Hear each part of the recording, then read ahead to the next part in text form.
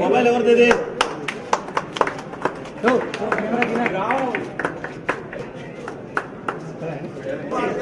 ఇవాళ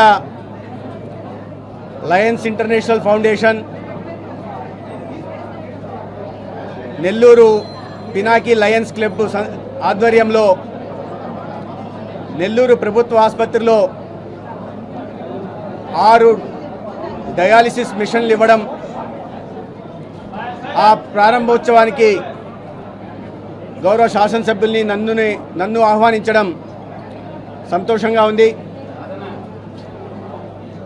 ఇవాళ అత్యధిక సంఖ్యలో డయాలిసిస్ బారిన ప్రజలు పడుతున్నారు, తీవ్రమైన ఇబ్బందులు ఎదుర్కొంటున్నారు. ప్రభుత్వ ఆసుపత్రుల్లో మౌలిక సదుపాయాల కల్పన మీద, డయాగ్నోస్టిక్ మెడికల్ ఎక్విప్మెంట్ మీద ప్రత్యేక దృష్టి పెట్టి అధికారంలోకి వచ్చిన 2 నెలల్లోనే ఒక మెరుగైన వైద్య సేవల్ని ప్రభుత్వ ఆసుపత్రుల్లో అందించడం కోసం ఈ ప్రజాప్రభుత్వం పనిచేస్తూ ఉంది. గౌరవ ముఖ్యమంత్రి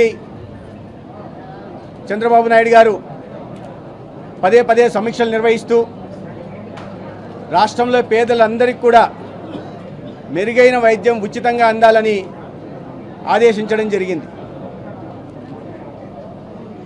రాష్ట్రంలో ఇవాళ అత్యధిక సంఖ్యలో ఈ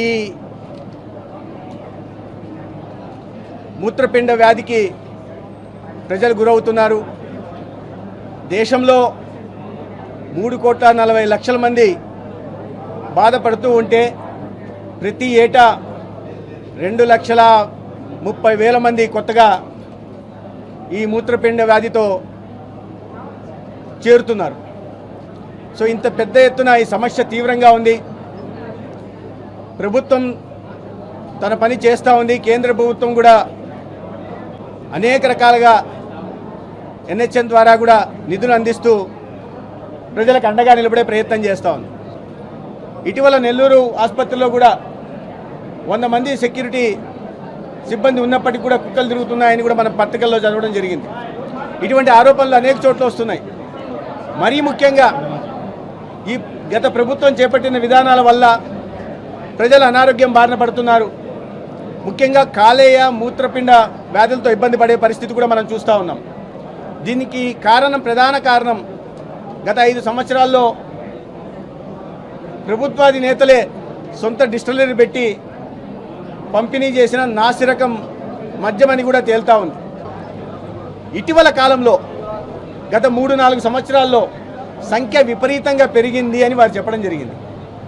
దీనికి ప్రధాన కారణం గత ప్రభుత్వం కొత్త బ్రాండ్లతో సొంత బ్రాండ్లతో సరఫరా చేసిన కేవలం అక్రమ ఆదాయ వనరుగా మార్చుకొని మద్యాన్ని, నేను రాజకీయ విమర్శలు ఇక్కడ చేయట్లా, కానీ ప్రధాన కారణం అది తేలుతూ ఉంది అని ఖచ్చితంగా మనం చెప్పగలం. ఇవాళ నెల్లూరులో కూడా దాదాపు 1,200 మంది అనేక ఆసుపత్రుల్లో డయాలిసిస్ మీద ఉన్నారు. రాష్ట్ర వ్యాప్తంగా కూడా గత కొన్ని నెలల్లోనే 11,000 కేసులు కొత్తగా డయాలిసిస్ కేసులు వచ్చాయి. వీటికన్నిటి ప్రధాన కారణం మద్యం. ఏదైనప్పటికీ కూడా నెల్లూరు జిల్లాలో కూడా ఈ వ్యాధి తీవ్రతరంగా ఉంది. పొదలకూరు, వింజమూరులో కూడా అక్కడి గౌరవ శాసనసభ్యులు కోరడం జరిగింది పొదలకూరికి, వింజమూరికి కూడా డయాలిసిస్ సెంటర్లు మంజూరు చేయాలని. అయితే ఈ సందర్భంగా అతి త్వరలోనే పొదలకూరికి, వింజమూరికి కూడా డయాలిసిస్ సెంటర్లను మంజూరు చేయడం జరుగుతుంది. అదేవిధంగా దాతలు ఎవరైనా కూడా నేను మళ్ళీ పదే కోరుతున్నాను, ఈ తీవ్రత దృష్ట్యా ప్రభుత్వం ఎదుర్కొంటున్న ఫైనాన్షియల్ స్ట్రెస్లో ఉంది ఇవాళ ప్రభుత్వం. గత 5 సంవత్సరాల పాలన కారణంగా ఆర్థిక స్థితి గాడి తప్పి ఇవాళ ప్రజల మీద తలసరి ఆదాయం పెరగాల్సినపై తలసరి అప్పును పెంచారు. ఈ పరిస్థితుల్లో ప్రభుత్వం ఖచ్చితంగా మెరుగైన వైద్య సేవలు అందిస్తుంది. దాతలు కూడా ముందుకు రావాల్సిందిగా ఈ సందర్భంగా కోరుతున్నాను. కొరత ఉన్నమాట మీ మాట ప్రకారమే గత ప్రభుత్వం 0 వేకెన్సీ పాలసీ అని తీసుకొచ్చింది. మీరే చూస్తున్నారు జీజీహెచ్లో వేకెన్సీలు లేవా, జీరో వేకెన్సీ అని చెప్పేవాళ్ళు ఎన్నికల సందర్భంలో కూడా ఆర్భాట ప్రకటనలు చేశారు. ఎన్నికల్లో దాన్ని ప్రచారాంశంగా వాడారు. జీరో వేకెన్సీ, ఏ హాస్పిటల్కి పోయినా కూడా మీరు వేకెన్సీలు చూస్తారు.